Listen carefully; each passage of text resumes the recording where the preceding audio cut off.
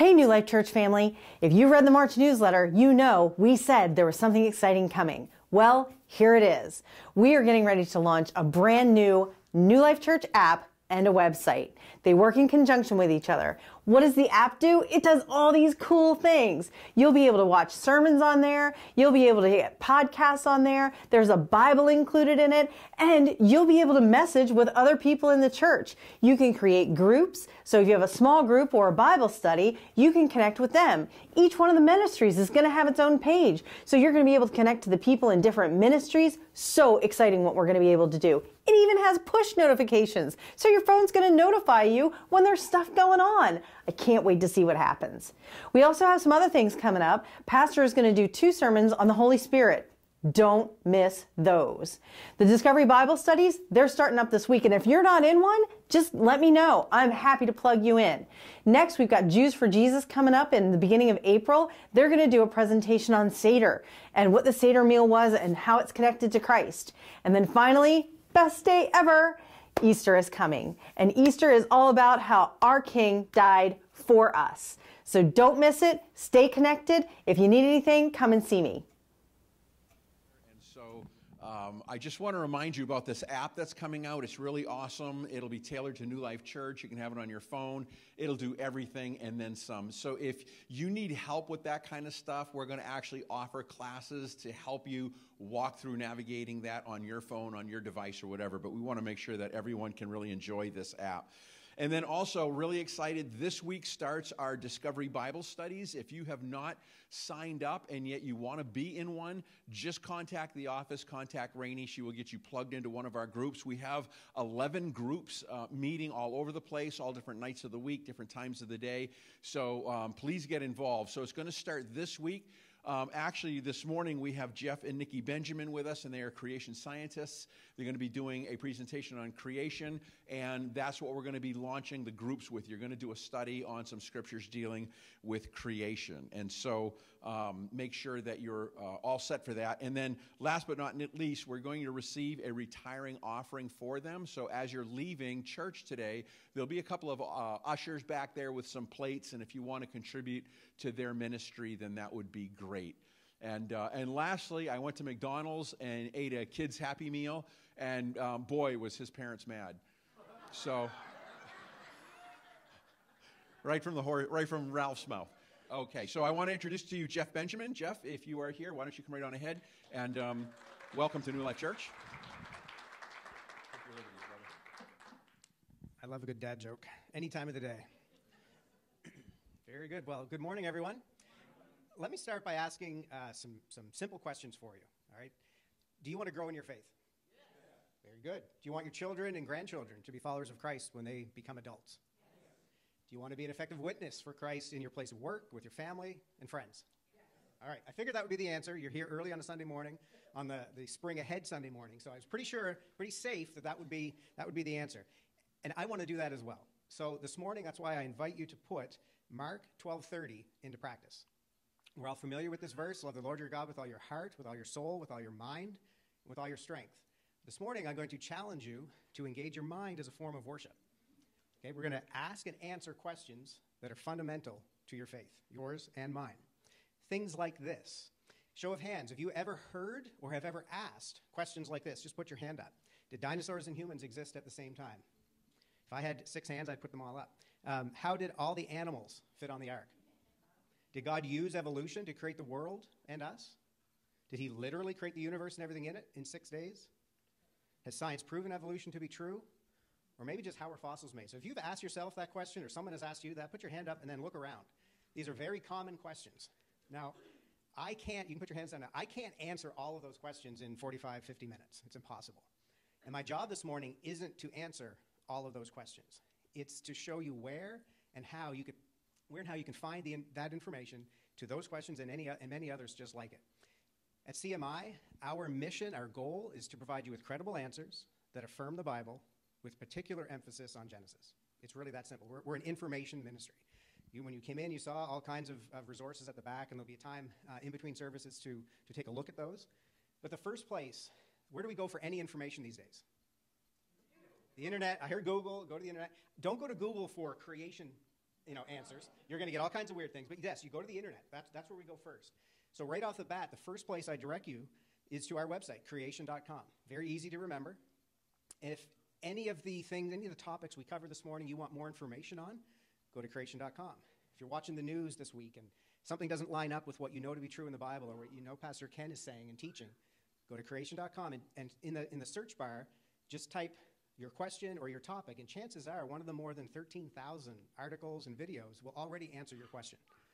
If you happen to hit on one that the answer isn't there, you can't find it on our site, send us an email. We've got full-time staff actually the head office is in Georgia. I came down from Bangor, Maine with my wife there yesterday. But we've got full staff that answer these questions regularly. And when I started with the ministry a few years ago, it wasn't 13,000 articles, it was about 10,000. So they're constantly updating and revising. So the best place to go is creation.com for that. The reason is that your children, your grandchildren, your family and friends are going to ask questions about creation and evolution. And you need to be prepared to give them an answer. You need to be prepared because the Bible commands us to be prepared. It might go something like this. You come home from work, and your son or your grandson, granddaughter, or daughter says, you say, well, how did school go? Or what happened in school today? Oh, it was really interesting. We learned that humans evolved from ape-like creatures millions of years ago. Isn't that amazing, Dad? Put yourself in his shoes right now. What would you say? How would you answer that? Would you be like this guy with kind of the deer in the headlights look that says, I don't know what to say? The Bible tells us in 1 Peter 3:15 that we need to be prepared to give an answer to anyone who asks you to give the reason for the hope that you have.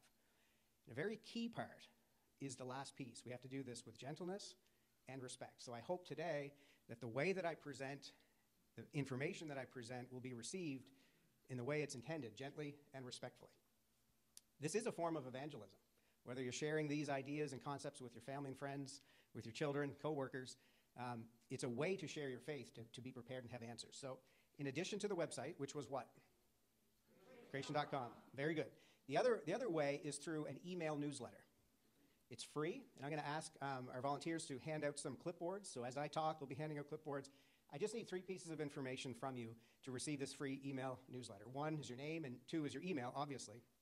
But we need your zip code, too, because if we come back to this area, you'll get an email or an announcement to say that one of our staff is coming, and you can participate in that event as well. So it's a great way to get information directly into your inbox for us to provide credible answers to your questions.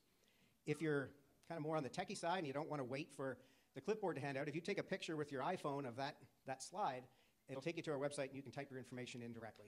I'm very impatient, so I always jump to something like that. So for the next couple slides, while those are being passed around, let me describe what the InfoBite newsletter will contain. Things like this. What does it take to simultaneously fossilize a school of fish swimming information?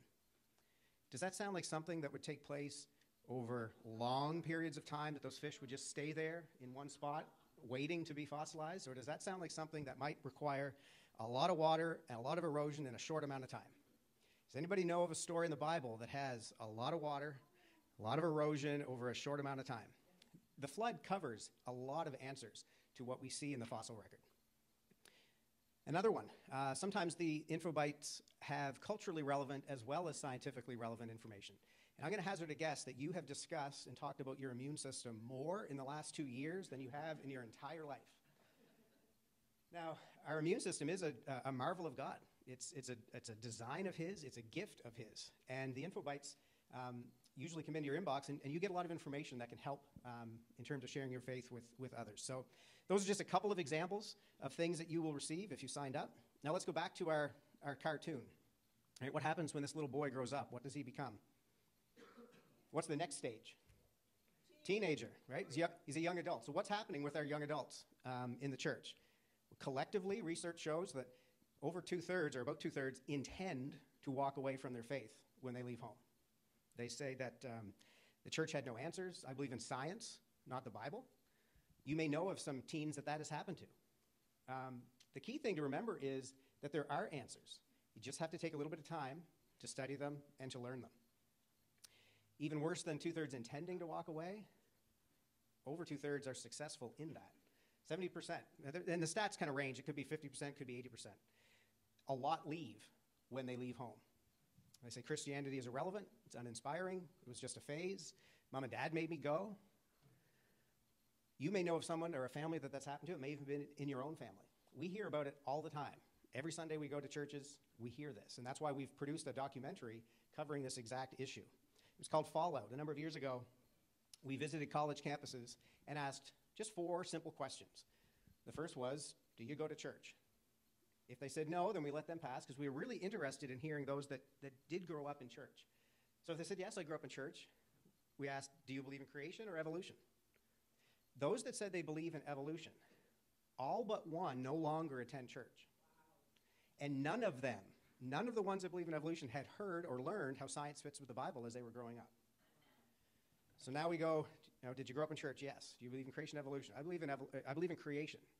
Every single one of those that believe in creation learned about how science fits with the Bible when they were growing up, and every single one of them still faithfully attended church at the time we did the survey. So what's the take-home message with this? The take-home message is that families that teach and discuss creation in the home are raising children that are stronger in their faith. It's really that simple. How can you reach your children or your grandchildren? You have to be able to give them an alternative answer to what they're getting from the world around us. You need to give them an alternative answer. And this is a hard one, it's going to take science. So if you didn't like science in school, I don't want you to get frustrated or upset. The rest of this talk is designed to give you some easy-to-understand concepts that can help explain these issues. Okay? So that's the goal of this morning. So what comes to mind when I say science? Chances are you think of something that would follow the scientific method, the one that we learned in middle school, right? You make an observation about the world around you, form a hypothesis to explain it, design an experiment to test it, collect data, analyze it, summarize it, write the report, and then the process repeats itself. This is the science that's given us tremendous medical advances in the last 100 years. It's put men on the moon. It's given you all the cell phones and technology that we're using today. It happens in the present. It's observable, repeatable, and testable. And that's the one we're all familiar with. Historical science, on the other hand, does not happen in the present. It's not repeatable, it's not observable, and it's not testable. Creation and evolution fall into the historical science category. You can't go back in time and redo it. Now this morning, talking about creation and evolution, it's important to make sure we understand the same terms and what I'm referring to. So when I say creation, I'm referring to the biblical account of our origins as described in the book of Genesis. And the evolution side of things, what I'm referring to is the process of molecules to man over long periods of time, to very different worldviews. In order to discuss and understand both of those topics, we need to have a firm understanding of historical science. To effectively talk to your children and grandchildren about this topic, you need to have a solid understanding of historical science. So this is sort of how it plays out, or how it may play out. Can you see what the two men are fighting over? We have a creationist on one side and an evolutionist on the other. Do you see what they're fighting over? Just yell it out. A fossil, okay. Now, does the fossil exist in the past or the present? Past, present, okay. Didn't mean it as a trick question, but it always tricks people up. It tricked me up the first time someone asked it to me. The fossil exists in the present. We make interpretations about it in the past. So who has the most evidence in this quotation mark fight? Is it the creationist or the evolutionist? Well, they have the same evidence, right? They have the same evidence. They interpret it differently. The biologist doesn't have any more information. The geologist doesn't have any more information. They all have the same. It's just a different interpretation. So an easier way for us to think about it, because it happens all the time. We hear about it on the news. We see it on TV shows. It's like 2 lawyers battling it out in the courtroom. Does anybody recognize that guy? Matlock. Yeah, some people say Andy Griffith, the Andy Griffith Show, but this is Matlock. When I was a kid growing up, I absolutely loved this show. I almost wanted to be a lawyer I did want to be a lawyer for a number of years because of this. Every single week, Matlock won. I thought that was amazing. It was awesome. At the 5 minutes left in every show, the prosecutor would stand up and say, "Ladies and gentlemen of the jury, the evidence before you clearly shows that man or that woman is guilty. You must find them guilty." And then he stands up in his rumpled suit and his southern drawl, which I'm not going to repeat or try to mimic, and he says, no, exact opposite. "Ladies and gentlemen of the jury, the evidence that we put before you clearly shows that my client is innocent. You must acquit him of all charges." And every single week, Matlock won. The truth, every week, was always on his side. So this creation-evolution debate is the same as two lawyers battling it out in the courtroom. The same evidence is in front of them. They interpret it differently. The truth was always on Matlock's side in the 1980s when that show was popular. And as Christians, we need to understand and remember that the truth is always on our side. we have the Word of God, and it is truth. When it comes to this topic, and any other topic that it touches on, but in particular this morning, it's the truth. And where do we go for truth as it relates to our origins in the Bible? We go to the book of Genesis. Now, many people would say these days that maybe don't have a solid biblical understanding, don't have a biblical worldview. They would say there's many ways to interpret Genesis. It's just a side issue. We don't have to get into it at all. The problem is that Genesis does indeed matter to you, to your family.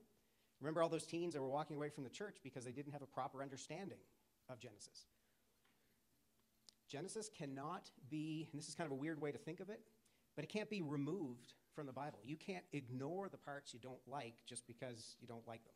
And there's all kinds of things in the Bible that man, it's kind of hard to swallow. I don't like it. I wish it didn't say that. I wish I didn't have to do that. And Genesis fits into that. It might be something people want to ignore, but you can't ignore it. And here's the biggest reason why that I can use on a Sunday morning to explain is a really ugly graph. I know you're not going to be able to see all the details of it. Just let me give you the 30,000-foot view to explain why it applies to Genesis. The top lists the 66 books of the Bible from Genesis all the way through the Revelation. On the bottom, it's the same thing. And I hope what you can see are some blue lines crisscrossing with some red lines. The blue lines represent cross-references from books in the Old Testament to other books in the Bible, New and Old. And the red lines represent cross-references from books in the New Testament back to other books of the Bible, New and Old. You see how many crisscrossing lines there are? There are over 2,800 different cross-references in the Bible. That means it's very intricately connected, and you can't just pick parts out. The mental gymnastics that you have to do to ignore parts is not correct biblically. With respect to Genesis in particular, there's over 100 different references to Genesis in the New Testament. 60 of those references are to the first 11 chapters of Genesis, and Jesus himself referred to the first 11 chapters of Genesis 16 different times. Now, how many is enough?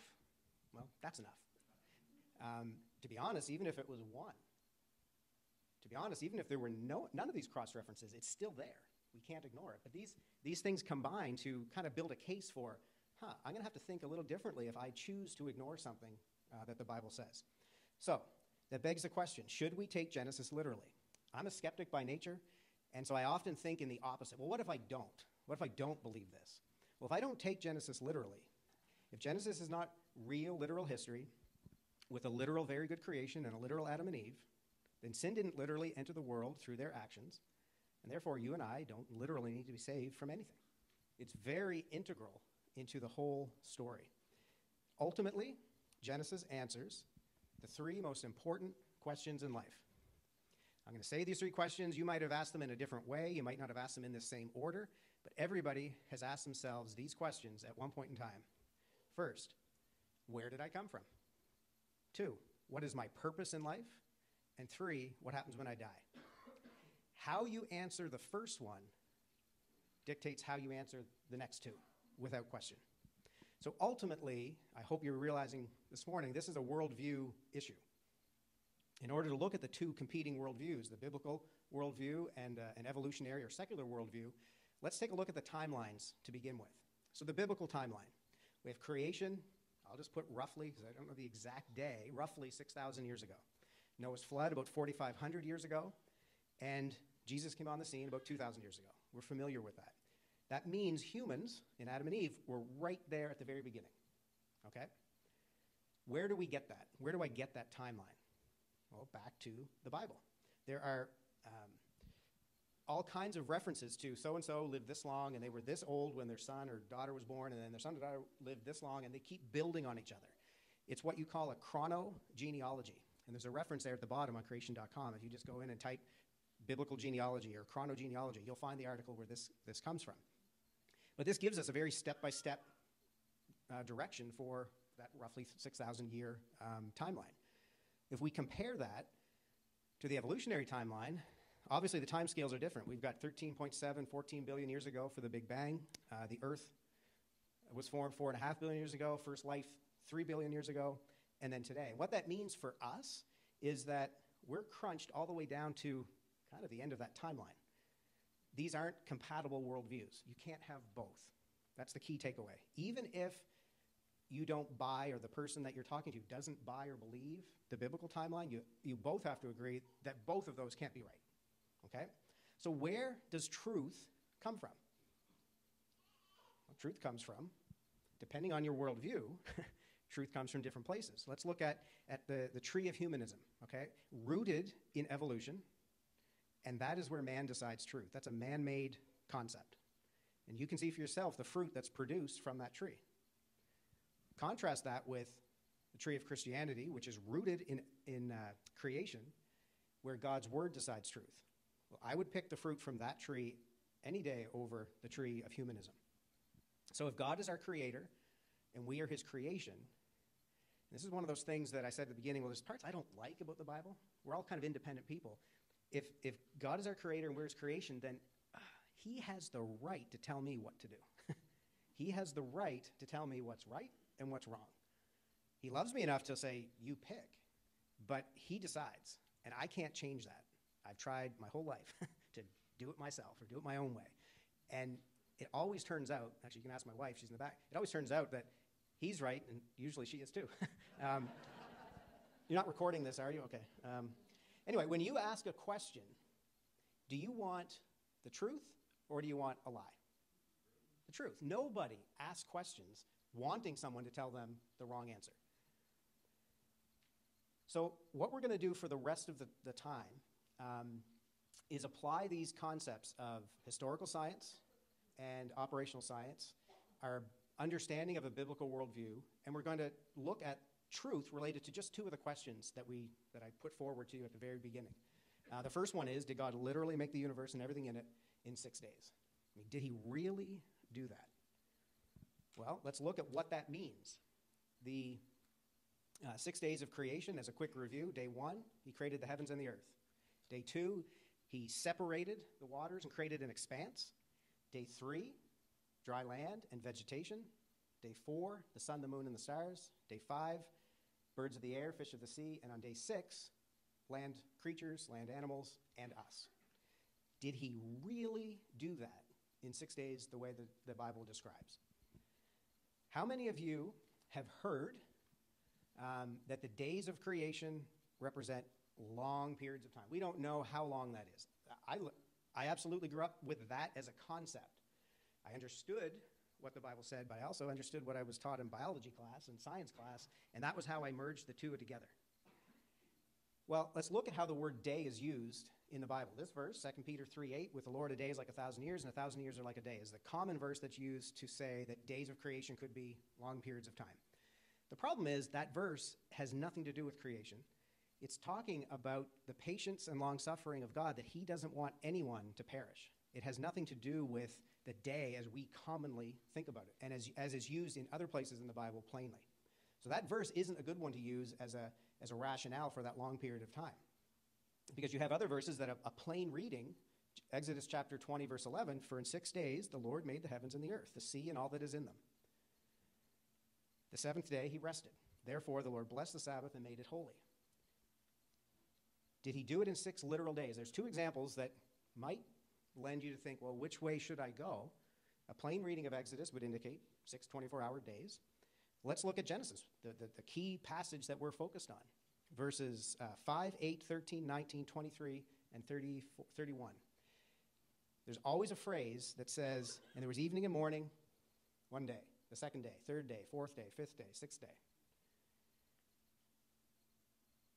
How many of you have heard it said that each one of those days represents millions of years, unknown periods of time? I certainly heard that. In Genesis, the word day in Hebrew is yom. Okay, if you want more details on this, go to creation.com, type YOM in the search bar, and you'll get a lot of articles. But in the Bible, when that word is used, in the same way that it's used in Genesis chapter 1, it always means, and we never question it, it always means a 24-hour day like we think. So the real question is, why would we only question its use in Genesis chapter 1? 523 times outside of that, used in the same way, we take it as 24-hour day, but when it comes into Genesis chapter 1, we say, oh, it must mean long periods of time. That's not really good thinking on the use of that word. It's the same word all the way through. So where do the long time periods in geology come from? Right? When you look at examples like the Grand Canyon, let me scroll ahead.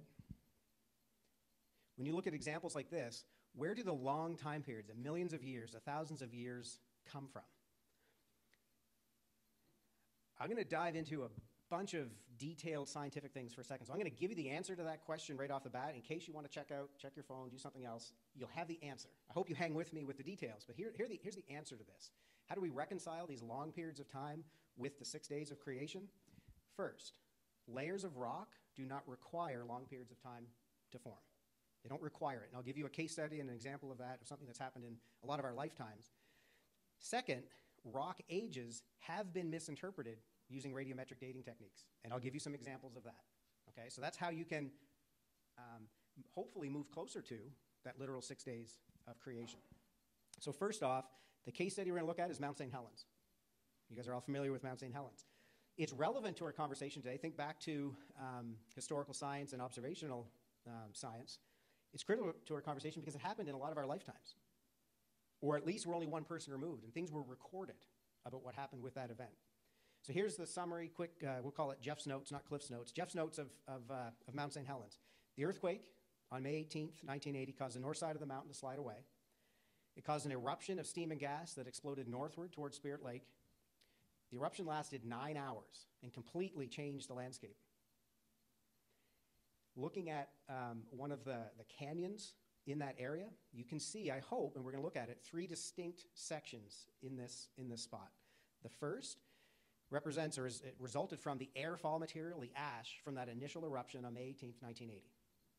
Okay, it was all laid down in one fell swoop. About a month later, there was another eruption, and you had a hot slurry, a hot mix of steam and gas and debris that was laid down in 3 hours. And can you see the finely layered sediments in that second section? There's 22 feet of finely layered sediments. It didn't take thousands of years for those to be laid down. If you look closer, you can see each one of those little lamentations all the way across. Now, if I didn't tell you, if you didn't know it, if it didn't happen in our lifetime, you'd think, oh, each one of those was probably thousands and thousands of years. But it was laid down in a matter of hours because we know it did. And then the top section, March 19th, 1982, a mud flow ripped through the valley and laid down another bit of material. So if one volcano, in just a matter of hours, a relatively short period of time, could do this, imagine what a global flood would do with all the seismic activity associated with it over a whole year. It would drastically change the landscape, and it did, of the whole Earth. Now, we've been taught to look at a picture like this and interpret it this way. That canyon would be created by a little bit of water eroding over a long period of time. That's what we're taught. In fact, it's the other way around. It's a lot of water over a little bit of time. And we have another example of that from the Mount St. Helens disaster. The Little Grand Canyon was formed in one day. That's part of that mud flow of March 19th, 1982. Melted snow caused the mud flow, ripped through that valley at 40 miles an hour, and carved the Little Grand Canyon, which is about 1/40th the size of the Grand Canyon. In some cases, the canyon walls are about 140 feet tall.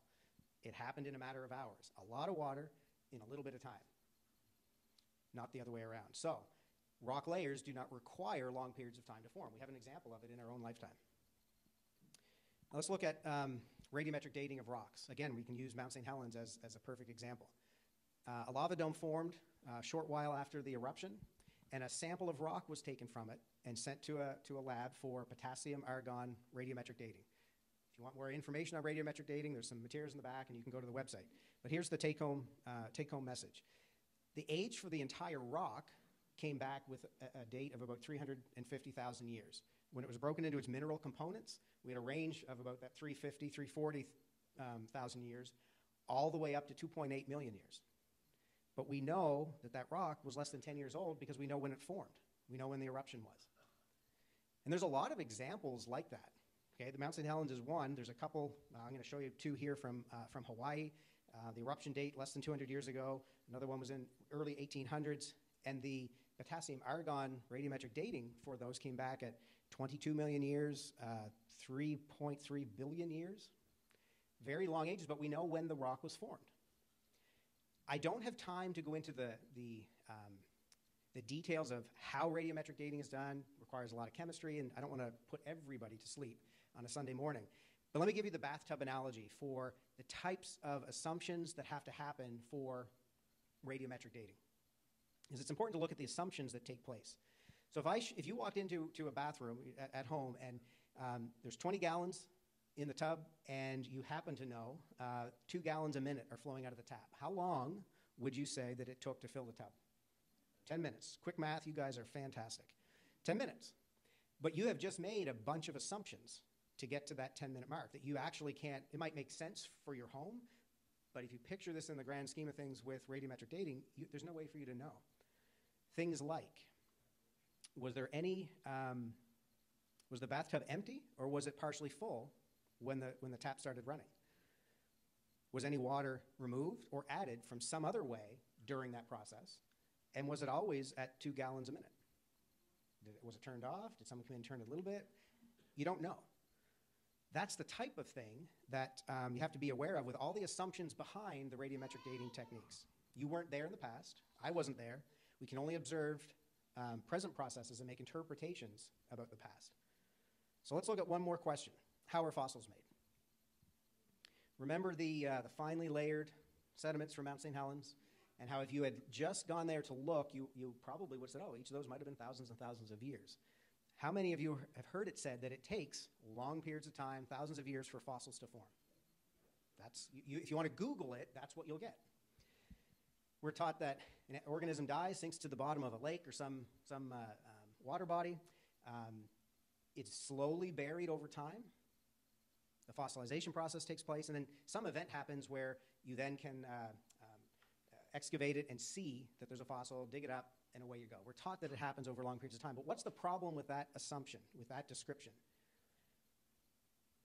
For the fossil to be buried that way and to have as much detail as we have with a lot of our fossils, you need to have a rapid burial. Before scavengers would come and destroy it and remove it and take it away, it's got to be buried quickly. And so that rapid burial is key. And I already said at the very beginning with that school of fish swimming in formation, Noah's flood explains rapid burial. What you get, I know it's just a cartoon, but what you get is, what it has to be is something more like this. You got a smiling fish, life is great, everything's going fine. Some catastrophic event happens, he's now scared, then he's dead, and then he's fossilized. It has to be something like that to get the level of detail that we have in the fossils. And here's a couple of examples of rapid burial in fossils. Here's an ichthyosaur. I don't know if you can see on that top slide, but there's something coming out the bottom. It's fossilized while it was giving birth. Think about that taking place over long periods of time. Doesn't work. Has to be fast. Here's a fossil of a fish eating a fish.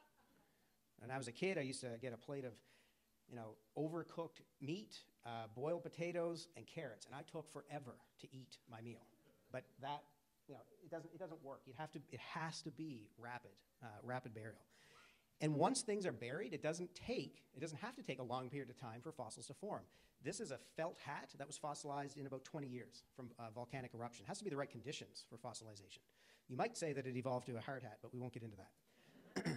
So, does any of this matter? I've just touched on two questions. I may not have touched on the question that you have and that you're interested in, but if you're like me, 15, 20 years ago, if I was sitting out there, I would say, so what? Why does this matter? Why does this matter to me? It matters because the important doctrine described in the book of Genesis affects everybody. Okay? So let's go back to the Garden of Eden and review what actually took place. The Bible describes a perfect paradise. What did God say on the sixth day after everything was done? He had two words. He said that it was very good. He said it was very good. This is what he called, Genesis chapter 1, verse 31, this is very good. And at the end of creation week, everything was very good until death entered the world through Adam's sin. Now, is sin, death, very good? No, it's not.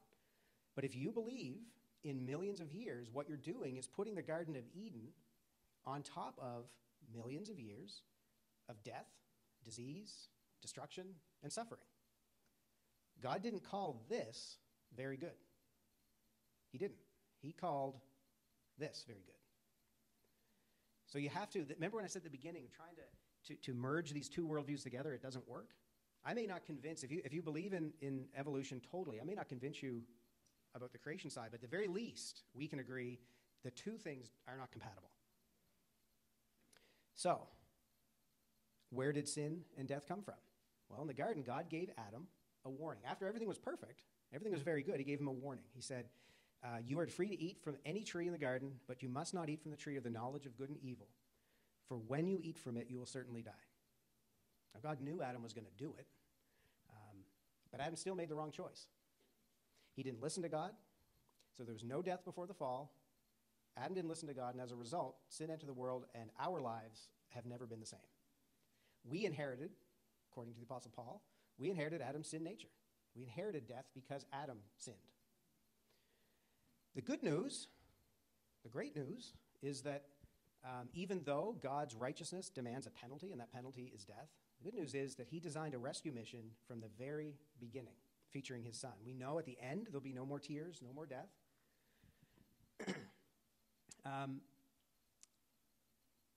But I need to be practical for, I don't know, I got 5 minutes maybe left. We are still in this battle, okay? We're still in this battle. The no more death, no more tears hasn't happened yet. We live in today's world. Pastor Ken was just talking about all the craziness that's going on in our world right now. So I don't have to remind you that the world is crazy. We're still in a battle. There's a battle going on right now for the souls of men, women, and children all over the world. Europe, United States, New Hampshire, and Raymond, and right here in this church. And we have to be prepared for that battle. Do you remember what my goal this morning was? To show you where and how you can find information to your questions. Right? I want you to be prepared. I talked about the website, pass around sign-up sheet for the email newsletter. Well, now I'm going to, in just a couple of minutes, I'm going to have some other sign-up sheets go by where you can sign up for what I call our most effective outreach tool, or most effective outreach weapon, is the Creation Magazine. It's in over 100 countries. It's been published 35 to 40 years, most widely read publication of its kind, completely filled with relevant information associated with this topic. And in just a moment, I'm going to have the ushers come and pass those sheets around. But I want to describe how the process works. If you sign up today for the print version, you will automatically get a monthly hard copy newsletter. And there are two options for signing up. It's a 1 year or a 2 year. Regardless of that, if you sign up today, you'll get that hard copy newsletter, but you'll also get, if you give us your email address, you'll get a free digital copy to share. Now, we say in these presentations, you can share it on up to 5 devices. You can share it with as many people as you want. Send it to as many people as you want. We just want the information to get out there. But that digital version is only free today if you sign up for the magazine. Okay, normally it's $19, $20 all by itself. So, newsletter, magazine, and a digital version. If you sign up today, you'll receive, for the 1 year subscription, you'll get the first copy today, and you'll get the digital version to share. If you sign up for the 2 year deal, the 2 year subscription, I want to give you 2 other gifts. And these are really, really good. The first one is a DVD called Darwin, and we retraced his steps on the Voyage Beagle, asking the question, if he were alive today, if he knew what we know, would he still be an evolutionist? It's a great documentary. And then the second one is the one I've already talked about, the Fallout DVD, where you can hear firsthand yourself reasons why the young people are walking away from their faith. So that's with the 2 year subscription. So if you wouldn't mind passing out the sign-up sheets, I will let you know what you have to do for that. We just need some basic information, obviously your name, address. The key part with this is your email as well, because we need to be able to send you the digital version each issue. When you fill those out, if you would tear that strip off and at the back or in the foyer after the service, hand that in, we can process the payment, and then you'll receive the free gifts. You'll get the hard copy and the DVDs if you did the 2 year. So while those are being passed around, let me just explain a couple of things that you may receive and may read. I said before, this is an evangelism tool. We receive more testimonies from any of our publications for the Creation Magazine than any of the other ones that we produce. It's a fantastic tool in that regard. A couple of examples, very different ones. Race is a very big issue in our country right now. Everybody knows that, but the Bible can explain why we have different skin tones, why we have different races. It's life-changing information. In this case, those 2 girls are twins. Different shades of skin, but they're twins. Secondly, We didn't touch on dinosaurs in this talk, but there's a lot of evidence for dinosaurs existing much earlier. There's soft tissue that has been found in dinosaur bones that were assumed to be at least 65 million years ago. Red blood cells and soft tissue. And the lady that discovered it, if I can find her quote, she said it was exactly like looking at a slice of modern bone. But of course, I couldn't believe it. Why couldn't she believe it? She has a secular worldview, and she can't see the other side. We know why, because they're not 65 million years old. How could blood cells survive that long is her question after her study. Now, we are always asked at the end of presentations, well, what book would you recommend? What should I get? How should that work? I'm going to give you a couple of examples here. The first one is the Creation Answers book, and there's lots of copies in the back for that. 60 of the most common questions. Some of the ones I answered this morning, other ones like what is carbon dating? What about the Ice Age? All of those are answered in there, and it's kind of an introductory level. There's enough detail to whet your appetite, and there's all kinds of references if you want more information on that. If you would like a more detailed book, either the book or the DVD called Evolution's Achilles Heels, it's my favorite one. It's where a group of PhD scientists, about 9 or 10 in the book, and I think there were 15 in the DVD, they went on the offensive. Instead of just defending the Christian view, they went on the offensive and identified the Achilles heels in the theory of evolution in their particular fields of study, everything from geology to astronomy and physics. If you like watching information instead of reading, I would recommend this one. Dismantled is a deconstruction of the theory of evolution, focusing on Darwin. And we have quite a few new ones that are in the back. Wonder of Science, Exploring the Creation-Evolution Debate, and quite a few books on dinosaurs, discovering the truth about them. Does evolution explain everything about life? And several new children's packs as well. What is God? What is death? Why was Jesus born? What's a miracle? All under the umbrella of a Nana talking to her granddaughter. And one other children's pack too. So I hope this morning that the opening verse was love the Lord your God with all your heart, with all your soul, with all your mind, and with all your strength. I hope I was able to get you to engage your mind with me as a form of worship. And we always have to remember, and I hope it really kind of drove home why you need to be prepared for those questions that are going to come, whether it's from your kids or grandkids or family members or coworkers, or even if it's just for you to deal with doubt that creeps in. It happens to all of us, to know where and how to find that information. So I appreciate your interaction this morning. Sometimes I go to churches and it's just quiet.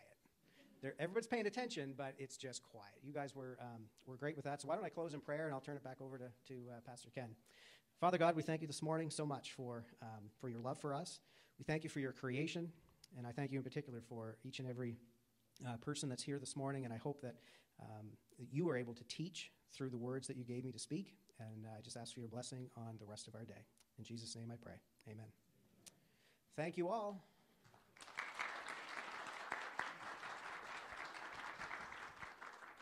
Most of those resources are right out there in the foyer. You can go ahead and take your time and look at those. And then remember, if you haven't signed up for our discovery groups, see Rainey, and we'll get you plugged into one of our groups. God bless you. See you next week.